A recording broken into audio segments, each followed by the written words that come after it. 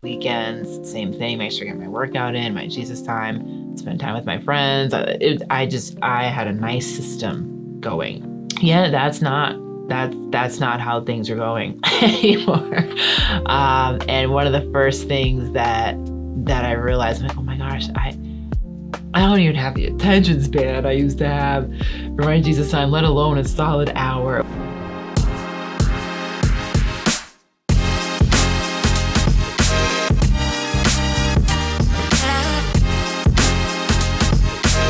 Welcome to the Pastor's Lounge. I'm Sherry, your unapologetically Christian therapist. Here we talk about all things mental health and wellness from a biblical perspective. Today we're going to talk about a little title of Bits, Pieces, and Windows. Now, I do not want you to think that this is in direct opposition to one of the videos I did on Bite-Sized Jesus. This is not the same thing. What this is talking about is really for those of us that just, if we're totally honest with ourselves, I'm in this category, we love Jesus. We want to spend lots and lots of time with him. We want to give our best to everything that he has given us to do, and you just don't feel like there are enough hours in the day. I have always been, and some of you can resonate, and those who know me are nodding like, yeah, it's true. I've been a bit of a type A personality. I like things just so. I like my discipline. I like my structure and my order, my predictability in my day. And then I got married and we had two babies, 18 months apart, who are currently 3 and 1. Yeah, 1.5. So I used to, and I'll give you an snapshot of my life before kids, right? There you go. There's that, right? Up at a very specific time, had an hour of prayer time with the Lord, and then I would ease into my day. I spent probably an hour and a half in the gym after work, and then I would still do some more personal training with some other people in the evening, and then I get home and set myself up for the next day, probably read a little bit, go to bed, do it again. Weekends, same thing. Make sure I get my workout in, my Jesus time, spend time with my friends. I had a nice system going. Yeah, that's not how things are going anymore. And one of the first things that I realized, I'm like, oh my gosh, I don't even have the attention span I used to have for my Jesus time, let alone a solid hour of complete quiet. Because again, we still have little people that wake up in the middle of the night and, need diaper changes and milk and all the things. And so I really beat myself up in the earlier stages of motherhood. Like, what, Lord, I'm so sorry. I can't. I'm falling asleep. Are you mad at me? What's going on here?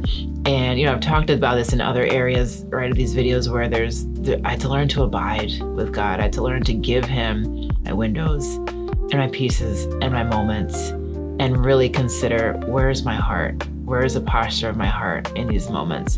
And recognize where he was giving me one, right? That's also a big deal here, is sometimes we don't even see where he's creating room for himself, right? He is expanding our day. He is giving us moments. And so I learned how to go so again, I'm still a pretty somewhat regimented person, but I've learned to be a lot more flexible. But for example, in my workouts, which I'm very passionate about, fitness is very important to me. This is definitely going to come up in other conversations. I couldn't work out for an hour and a half in the gym anymore. There was just no time. That wasn't the way we were budgeting our time anymore. And I had to make some pivots. And I learned it was painful. I'm not going to lie. It was a painful adjustment for me to shed the selfishness and the pride and the ego and the me and my time, which again, we need structure. We need time for ourselves. I'm a huge proponent of that, but my priorities had to change.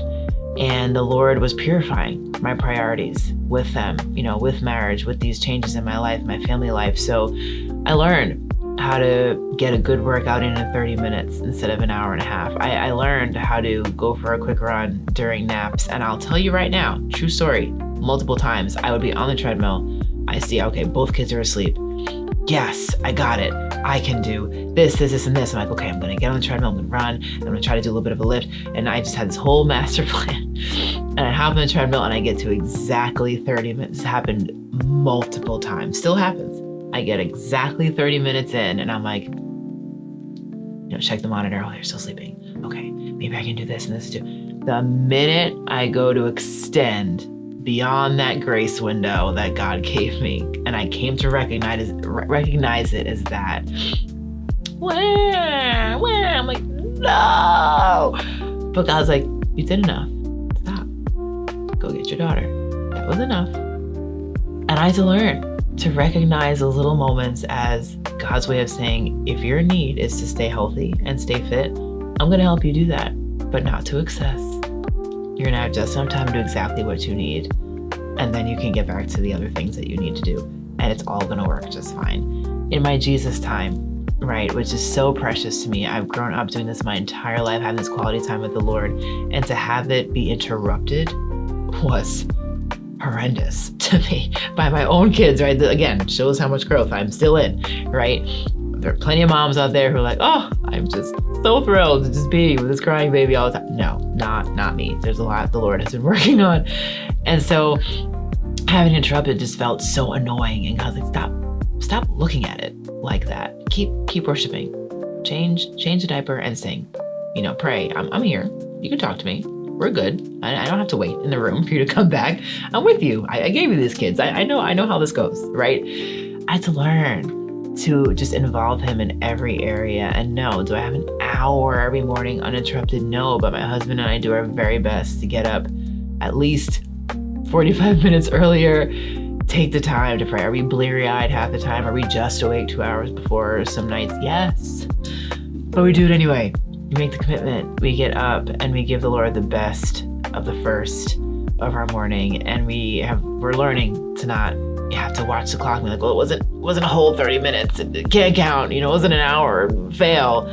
Loosen the reins. Talking to myself. Loosen the reins on the chronos of it. And again, we talked about this before. Make it about the heart posture. I give you the best of my attention right now, Jesus. Kind of living in that space. So I know this really borrows from other conversations we've been having, but it just bears repeating. Look for those windows. Look for those drives in the car. Look for those times when, for me personally, I've had some of the most precious times of prayer walking both of my girls in the double stroller around our town, where I'm on one hand, yes, most shamelessly getting exercise, right? But I pray as I walk with them, and I will be praying and start weeping as I'm thinking about it now. It just gets me emotional, like just weeping over my daughters and giving God thanks for my husband and my life, the work that I get to do, and just have this precious time with him, taking in the fresh air, talking to my daughters, or kind of babbling with them because they're not both talking fully yet, but just being in that moment and realizing God's right here. He's right here. He's devotion. It's happening right now, right? Not in the confines of my room, kneeling quietly, intimately, Bible, notebook, and pen in hand. Is there room for that? Is that a necessity? Is that a precious part of studying and taking in the word? Yes. And I look forward to that being an active, consistent part of my day and my life again in that way. But right now, it's bits, pieces, and windows. But I give him my best of what I have. And some days are longer than others. Some moments are longer than others, or shorter. Doesn't matter. Give him your absolute best. You have an hour, give it to him. You have 45 minutes, give it to him. Make sure that you're prioritizing him, and he will make sure that the needs that you have, what does the Bible say? Seek ye first the kingdom of God and his righteousness. All of these things will be added unto you.